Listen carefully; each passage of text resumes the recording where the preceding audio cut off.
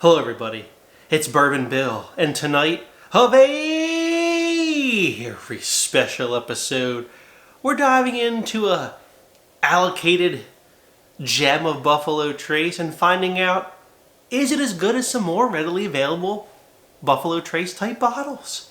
So buckle up, it's a bumpy ride. Big shout out to James Street. Thank you, sir, for your always great support of the channel.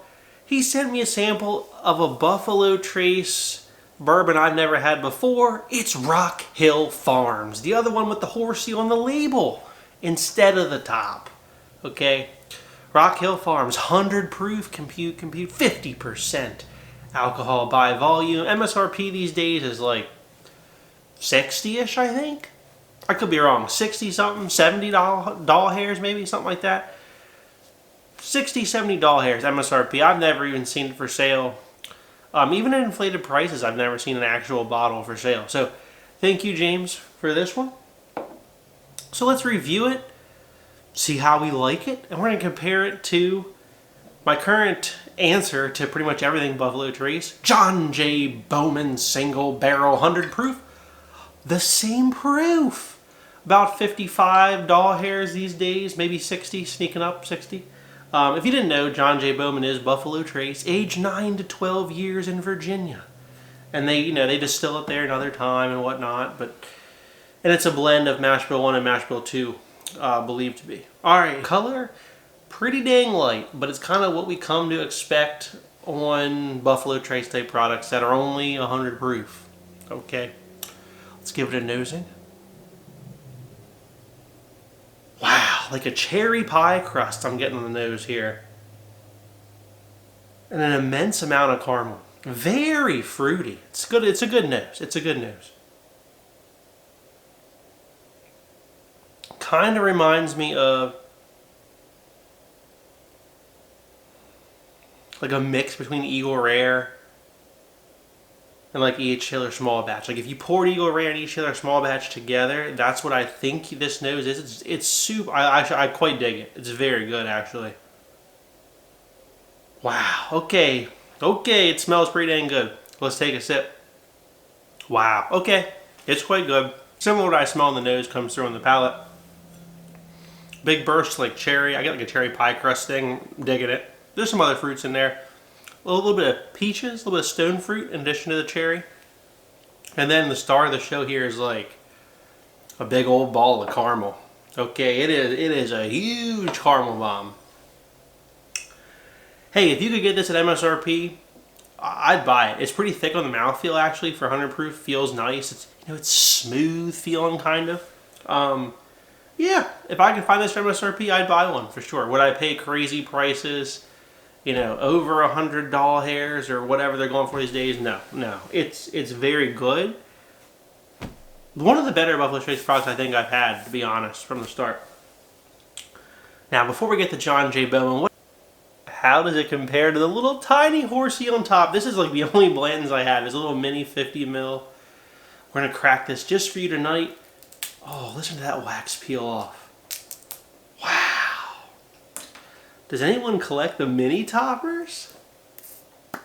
Ooh, listen to that little pipsqueak cork pop. We'll put it in a mini Glen.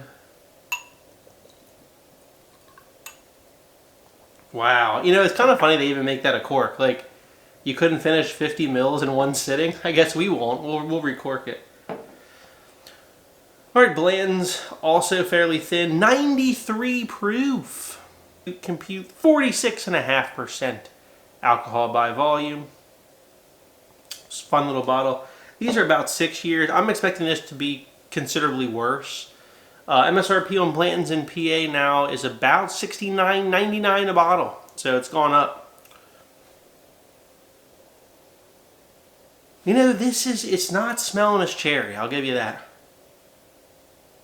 Oh no, the Rock Hill Farms is a lot better. Rock Hill Farms just got like a more richer caramel, richer cherry, more fruits to it. This is a little muted, the Blantons. Blantons is like kind of peaches and like stale peach pie crust. Let's take a sip.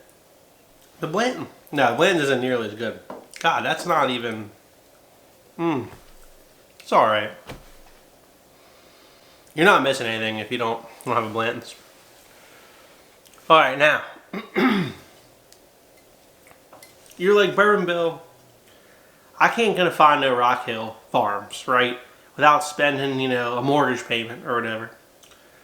Can't find no Blantons either. What's cheap? You know, I'm on a budget.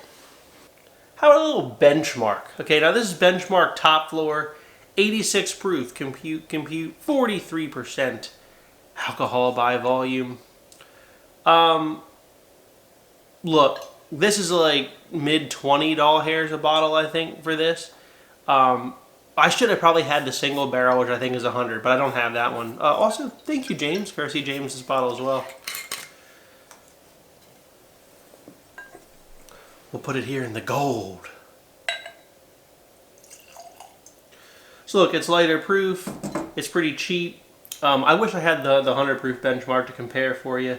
That would be a better comparison. But we're dealing with what we got here tonight. All right. Gosh, this smells better than the Blantons right off the bat. There's like a bubblegum note on this. Wow. All right, to compare to the Rock Hill. Now the Rock Hill is still better, right? It's still better, but this smells better than the Blantons. Let's take a sip. It's got like a nice little bubblegum note to it. A little bit of caramel going on there. Ironically enough, I think it does drink better than this little 50 ml Blanton. I don't know, the Blanton's got, you know, between that and the Blantons, I'm a little torn. Okay, the Blantons has a better nose, but actually I prefer the palate of the top floor over the Blantons. But this isn't as good as our Rock Hill Farms. Rock Hill Farms is still leading. Is it close? You're not getting the cherry pie crust and the caramel. Well, you're getting the caramel, but it's not as rich of a caramel. You're getting more of a bubblegum note than like a cherry pie crust note.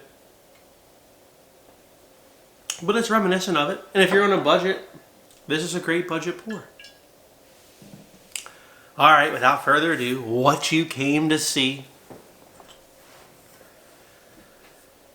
How does I guess this isn't that available anymore today, right? I used to say this is an available Buffalo Trace product, but I hear John J. Bowman is like allocated in Virginia and people buy it out right away. So maybe all of us bourbon YouTubers talking about it ruined it for everyone. And shame on us if we did. This is never available in PA, unfortunately. PA gets the Bowman Brothers small batch, but not this one. So weird. This is a killer bottle, though. I even hear the distillery sells out of this now, which is mind-blowing to me. But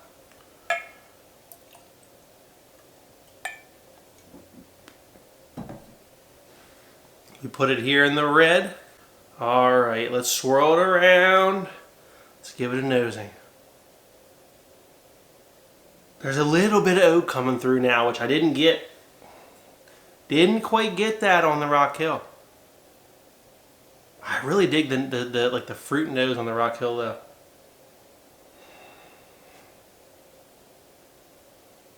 Man, these are neck and neck for me on the nose. It's like, do I want a little bit more oak and caramel, or do I want a little bit more cherry pie and caramel? I'm going to give the nose to the Rock Hill, and that pains me to do that, because I'm not going to really find a bottle of that probably. Alright, John J. Bowman, down the hatch. Oh, the John J. Bowman's so good. It's got the fruit. It's got the caramel. It's got a little bit of oak to it too. I mean, that's going to be hard to beat in the palate. Feels, you know, it's pretty thick on the palate too. Good finish. Alright, Rock Hill Farms. Rock Hill Farms feels proofier. I don't know if it's just because this is like a half full bottle. The Rock Hill Farms drinks hotter. It's just a huge fruit bomb and then a huge caramel bomb. It's missing the oak. I think the John J. Bowman's a little better put together. Yep, I'm going to give the win to the John J. Bowman tonight on the palate. Actually, James, I think you gave me this bottle. This episode brought to you by pretty much entirely James. Nothing up, well, He didn't give me this little 50 ml Blantons, but everything else up here, thank you, James. This is one of the better single barrel John J. Bowmans I've had. So maybe a normal one wouldn't be as good as that Rock Hill Farms. Rock Hill Farms is very good. They are a little bit different. Rock Hill Farms is sweeter. It's got that cherry, thing going on with a big wallop of caramel. But John J. Bowman brings oak in there, dials back the fruit a little bit. It's still fruity. It's still that Buffalo Trace fruitiness, but it dials it back from the Rock Hill Farms. It's got a good caramel to it, and then just the oak presence is what won it for me tonight. But again, I think this is one of the better John J. Bowmans I've had, this single barrel right here. So Rock Hill Farms, not quite the same, but you can get close with the John J. Bowman. They're not quite the same profile. Again, still the Rock Hill Farms is fruitier and caramelier, if that's the word. But this is still a good substitute. This is still a good substitute for, well, this is better than Blantons, hands down. This is a good substitute for each Taylor small batch. I think this is better than any each Taylor small batch I've had, to be honest with you. They're probably neck and neck depending on what your flavor profile is with the Rock Hill Farms. I prefer the John J. a little bit tonight. But it's a good substitute for that. So if you can get these, I don't know that I'd lose a lot of sleep over not getting any Rock Hill Farms. Although the Rock Hill is very good. If you ever see a Rock Hill Farms for near MSRP, I would pick one up. I would. It was pretty dang good. Thank you, James. If you like what you saw, please like, comment, and hit that subscribe button. Thanks, everyone. Have a good evening. I don't know why I cut it off, too. What if I mix them 50-50? This here now contains 50% John J. Bowman, 50% Rock Hill Farms. Guess what the proof is? 100, because they're both 100. Look at that. Oh, man, if this ain't the best nose of the night. Oh, that's the winner. That's the winner. It's got the oak and the elevated fruit. Well, I don't know. I don't know who's got a Rock Hill Farms bottle that feels like wasting it, But if you got a Rock Hill Farms bottle and you got a John J. Bowman, mix them 50-50. That's the best one of the night. All right. Thanks, everyone. Have a good evening.